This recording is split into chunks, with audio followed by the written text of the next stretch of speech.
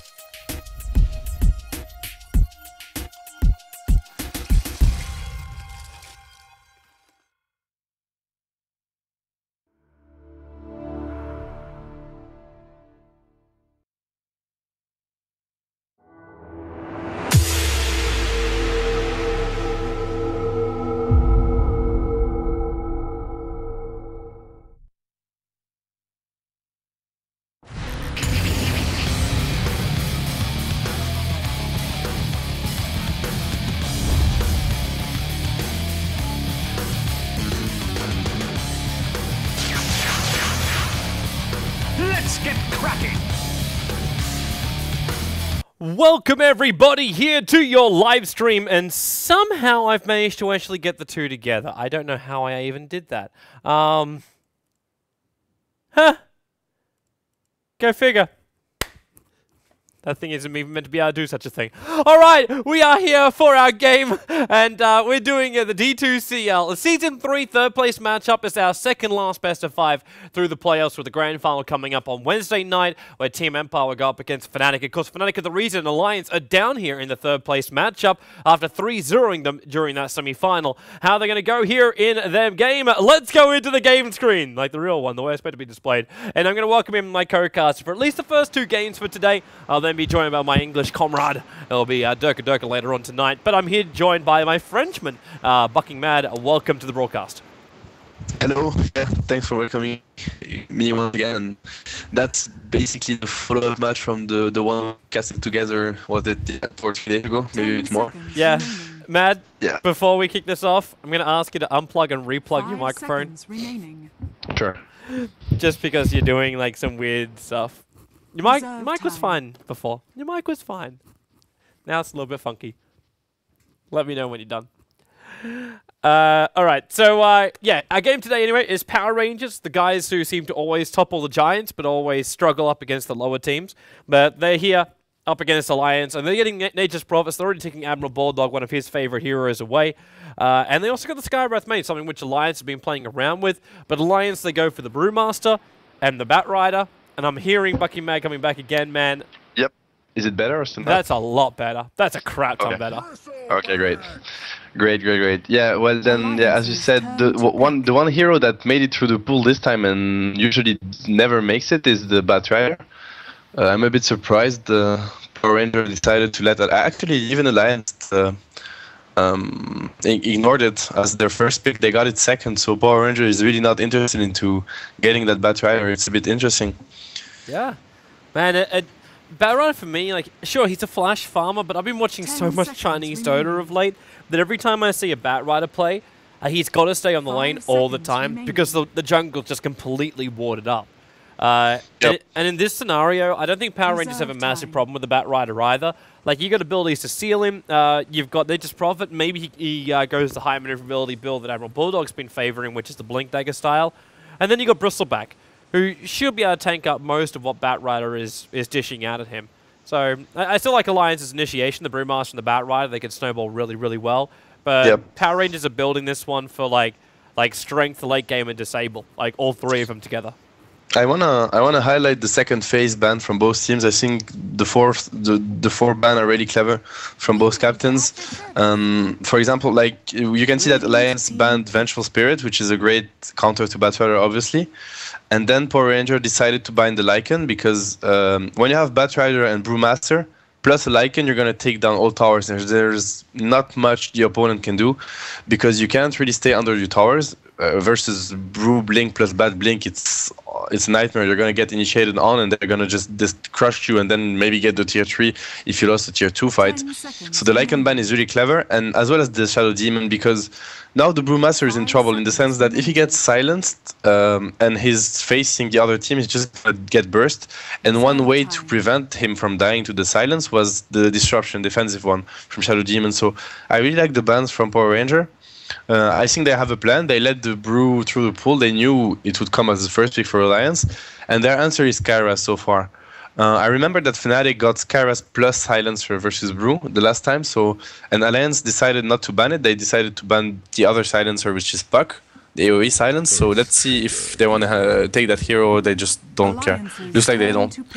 I want to throw something out which actually comes from our statsman Nahaz, who was actually saying that Alliance have done the homework on PR. PR are actually 23 for 7 with the Mirana during this patch. Without the patch, they're actually only 15 to 30. So it was really bad stats for the Mirana before.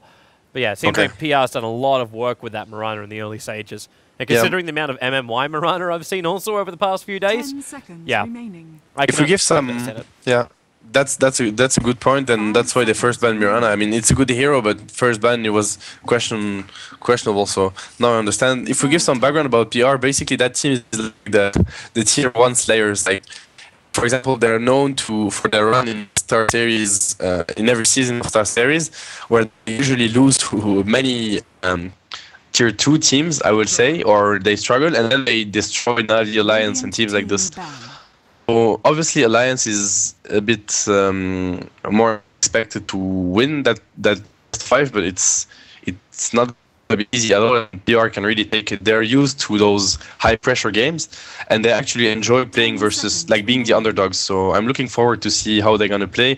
I'm pretty sure they won't panic or won't be afraid at all. They will just play their game to their best potential. The amount of experience PR's got is actually quite ridiculous. Like they've attended almost every single Tech Labs LAN final, and having like a whole bunch of Russians yelling at you during those finals. I'm pretty sure, like, if you're looking to put these guys under pressure, they've already really been there, and they've played a lot of matches in the past too where they've been put under pressure.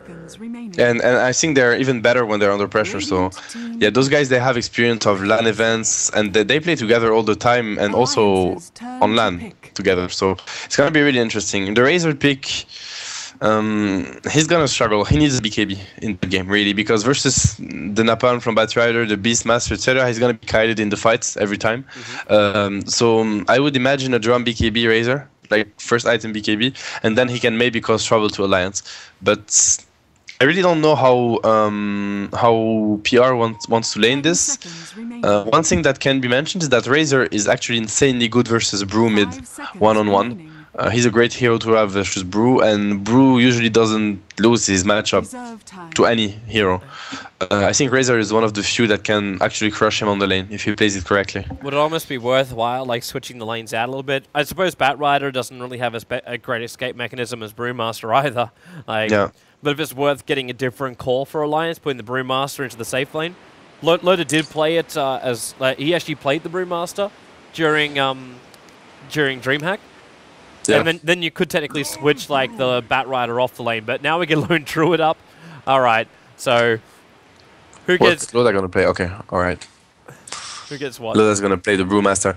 Well, it's gonna be interesting to see the lanes for Power Ranger. I imagine they will go for this Bristleback plus Kara safe lane, this roaming Shaker, because Razor, whenever, you know, usually when you face Razor, you have to go back all the time, etc. And with one Clutch Fisher, if you drain some damage, they can get the first blood if S4 isn't paying attention. So the missing Shaker will cause a lot of trouble to Alliance this game.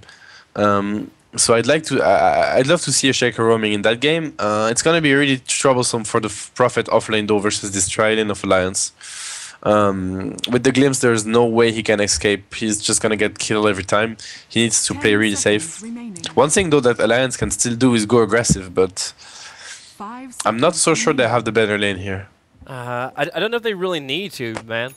Yeah, I agree. I don't think they do. Alliance is still going to be sitting here going, well, we want free space for Low to get Blink Dagger before we do anything with him. And the same thing kind of goes for S4. So EGM and RK in the meantime just stack up the jungle, and they'll take it in turns of just doing some clearance.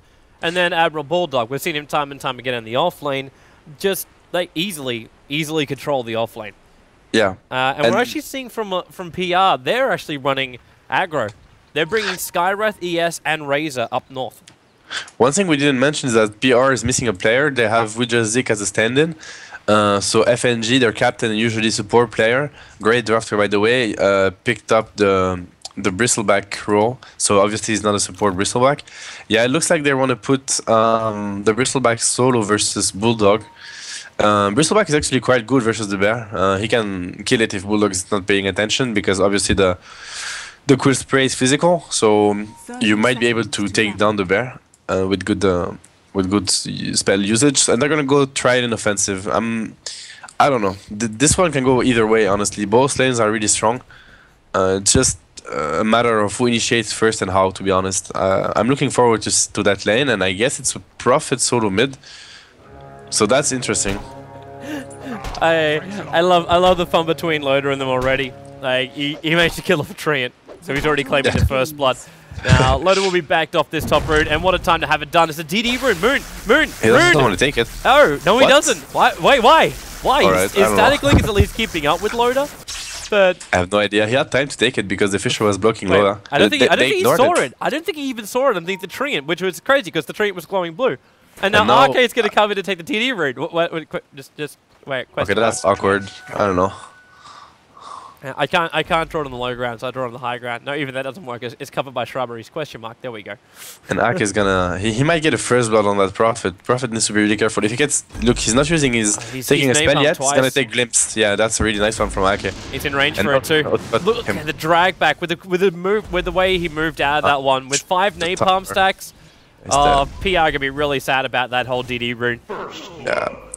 The only way he could try to survive was going to the tower, to be honest, because Aki wouldn't dive so far. Like, he's really squishy, but going on the right, that's a dead Prophet 100%. I'm not sure he would have made it though, but it was worth trying, I guess. Yeah, that DD rune, pretty sad for PR. I don't know how they didn't see it.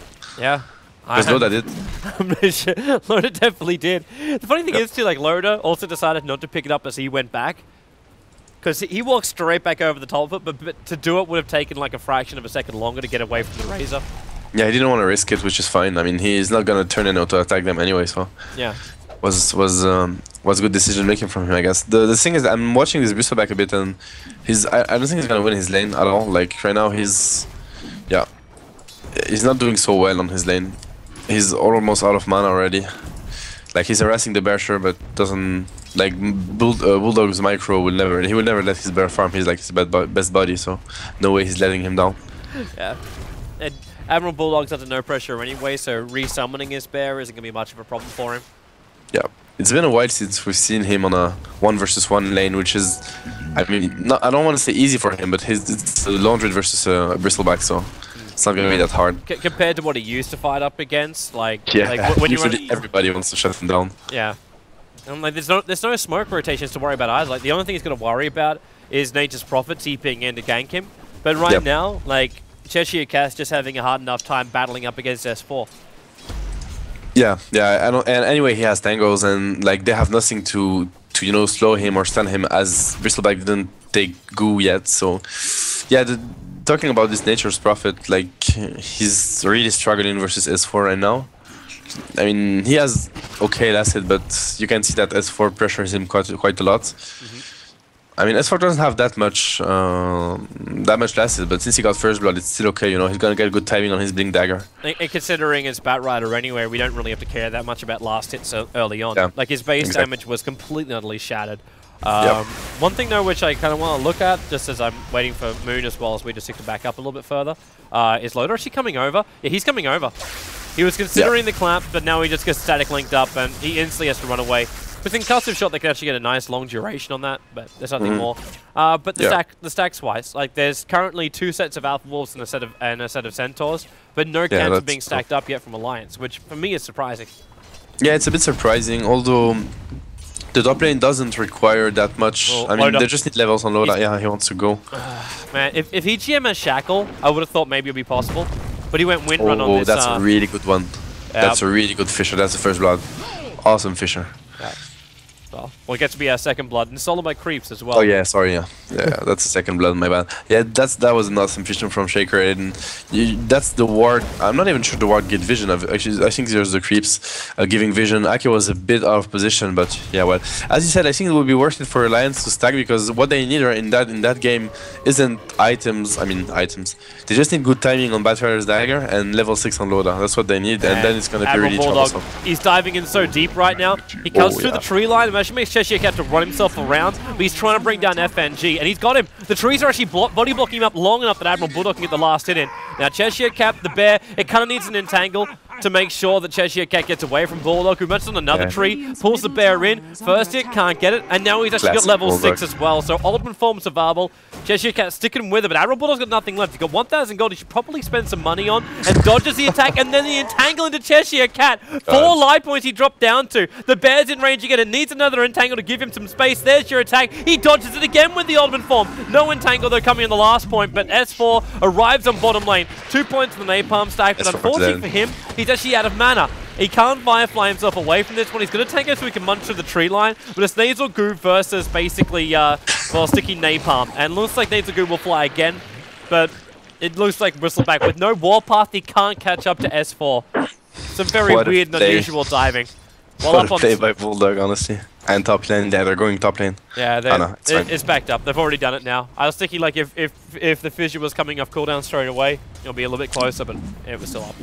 I mean, it's a shame that Prophet actually blocked the Bristleback with his treants. I think they would have got the kill on S4 because he came there, but he had nothing but enough mana. It was, I don't want to say a misplay, but it was really dangerous for him. Oh yeah. The all follows him. We just whoa! We just sick. What is this? Yeah, he wanted to get. He's not blocked by the fissure though. Yeah, he wanted to get one extra, you know, arcane on.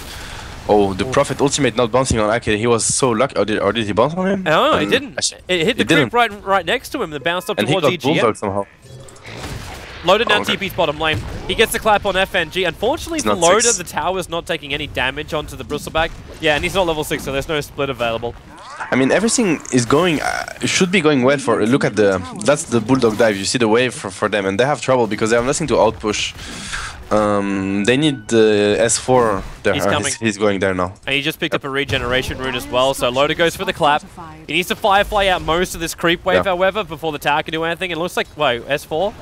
Okay, he comes in, they just make sure they deny up the tower. So they let it go. FNG's going to be pushed back here. He's actually 3 napalm stacked up, but there's no mana for the lasso. Now there is. He actually has 2 stick charges still available too, and there's your lasso. Loda's got another clamp available, but he's waiting to get in front of FNG. And so they bring down the Bristleback. Should also point out too the fact that EGM was able to survive up on the top lane. This was probably like 30 seconds ago, but he was on like maybe 10 life points running away from PR, but still managed to survive. That's a good kill. The Bristleback is really shut down. That game you can see that he has 15 last hit to his name, which is very little, and he's 0-2 now. Although he got a tower, but that was denied. So yeah, the game should be going well for Alliance. I mean, they're giving kills on the top lane, which they shouldn't, in my opinion. They can just play safe with the heroes they have. They have glimpse if they dive really far. There's gonna be a move on the top lane, but they have a ward watching that, so they will take it only if they think they can win it. Bristleback's diving really far. Oh, nice TP from Puppet. And glimpse out. You can't TP directly into that, but he's there long enough to make sure that Ake goes down with his ulti bouncing through. And yeah, Admiral Bulldog, he doesn't want to summon up his bear at the moment. He's just gonna basically accept his own fate. The Fissure, the Seal, and 4 heroes moving in from Power Rangers. Already take another 2 kills, and they'll take a tier 1 tower on this top lane. No denial really possible. EGM's hovering around, but he cannot deny this. That's the very aggressive nature of that team. Loda wants to defend it. He has level 6. Yep, they TP in, but Loda, this is why. Like, instant silence, Arcade's here. Loda goes down, and they're going to get a kill as well over on this Disruptor. The Nasal Goo will slow him down long enough. There's no stick charges for anything else, but with Quill Spray and 1 attack from Razor from range, they get the kill. Yeah, that's some really sloppy play from Alliance, I have to say. The thing is that, yeah, Loda should have insta-split if he wanted to, like, especially because the Skyras is maxing silence, which is fine. I mean, now he has 5-second silence. It's really huge. And Alliance have nothing to protect Loda when he's being silenced. It's not going to be... I mean, they will have the Static Storm, for example, later on in the game, but Ake is not able to level 6, so they have no defensive spells whatsoever. It's not... Whereas PR, they have Shaker, you know, some counter initiation, which Alliance doesn't have right now. Yeah, they gave away 2 kills in the tower. they still have the better team fight in my opinion if they do it right. I mean, the Alliance's lineup is really, how to say, built to play around the Lone Druid. At least the way they use him, they can 4 versus 5 without any problem, because it's gonna be Batrider catching one guy, they burst him down, and then they split on Panda, and they can, you know, maybe even win some fights if they have good positioning, or when Bulldog, like during the time Bulldog's farming. So that's gonna be Alliance game plan. FNG, come on, Invis rune. He's looking at him, but the Earthshaker's too far away. The thing is that they're, you know, they're sitting on a ward, so Alliance has the upper hand for that one, and they even have a sentry. Yeah. But at the same time, Bristleback is backed up.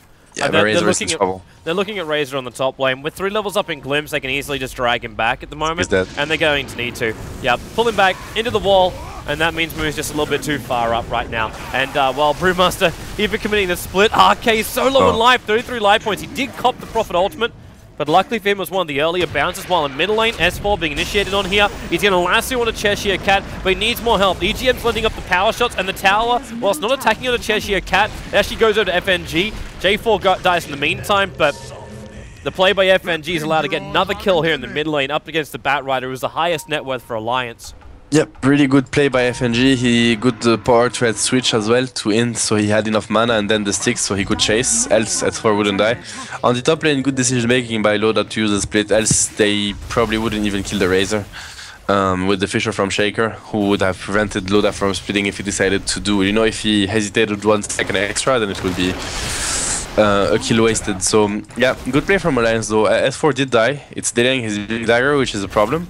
But yeah, that's what's gonna happen. What happens on the mid lane now? They're just gonna take down towers when the split is on cooldown. So the clock is ticking for Alliance, to be honest. They need Bulldog to have items right now, and he's really shut down that game. He has only 40 CS to his name, which he usually has way more.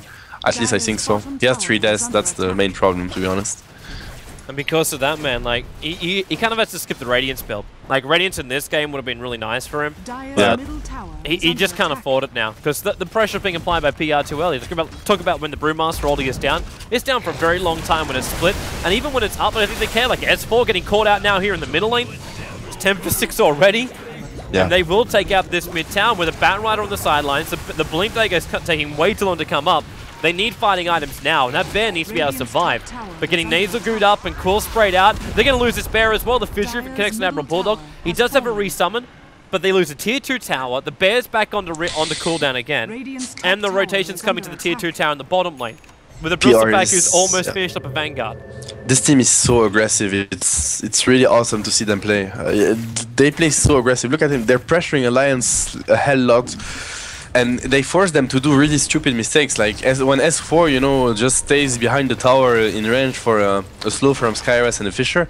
That's a very basic mistake, and obviously he's gonna die, and he's just giving a kill that he doesn't need to give, you know. S4's coming in. Just because of the pressure. He's flying around, but they've already cleaned the tree line off there, so it's not really gonna be anywhere near effective. And now Fissure, Loda's caught out by this one. RK throws down the ultimate, but he couldn't trap anyone inside the wall. Now Lasso will go on the Nature's Prophet, but he's also got mech for this engagement. So all the damage which has been dealt is gonna be turned around. S4, Firefly wears off, and he's caught in the tree line. They even seal him up for very good measure. Plasmafield into the corner. S4's actually got a small little path to freedom, but the Fissure instantly blocks that one down. And now into the tier 2 tower. Power Rangers don't lose a single hero, and there's very little that Alliance can do to stop this kind of snowballing. Alliance is getting stumped. There's no other word for that. I'm sorry, but like it's 12 minutes in and it's 7.5k gold advantage already, which is huge at that stage. So right now it's just Power Rangers stomping Alliance, and with their lineup they can even get rushed, and they might be looking to end the game now. One thing that has to be mentioned is the importance of the Skyras pick for them, and they second picked it. First pick, I mean, it was their first pick phase. The Ancient Seal, you know, it reduces the magical resistance for 45%, which is huge when you face Razor with max Plasma Field, when you face Earthshaker, when you face Nature's Prophet. So it's huge magic damage. Loda doesn't tank anything. He has 1k HP, but 2 spells at this moment burst him down. So it's really hard for him to position, and as you can see, he's really far away from Link Dagger. He has 24 CS, and he died 3 times, so now he has 29. That I said he just clapped, but yeah, it's gonna be a really hard game for Alliance. Their top farm is Bulldog, but Lone Druid doesn't achieve anything with that level of farm. He snowballs after, but you know the midfielder hammer is not going to change anything. No, it's just a Maelstrom. Like, if there was control, if they even had Basher and Maelstrom together, maybe you'd be a little bit more fearful of the damage coming out from the bear. But the bear gets destroyed as well, because it tries to stay on the front lines the entire time and keeps getting quill stacked into it. That was like one of the other things I was talking about with Veloda. It's happened time and time again. When you pick up a Brewmaster, and then you have like a Bristleback go against you, and you split. And I've seen it in the later portions of the game where it's actually better to stay in your initial form as opposed to split, because you lose your splits almost like in the space of 5 to 10 seconds. Yeah. Like, that's how long it takes. But the quills just rack up, and they just lose the life points just so quickly. Now look at FNG. Yeah, he's got himself a Vanguard, he moves to the front lines, he's taking up the tower. He just doesn't care at the moment. Hilarious thing is too, Razor still doesn't level up his ultimate.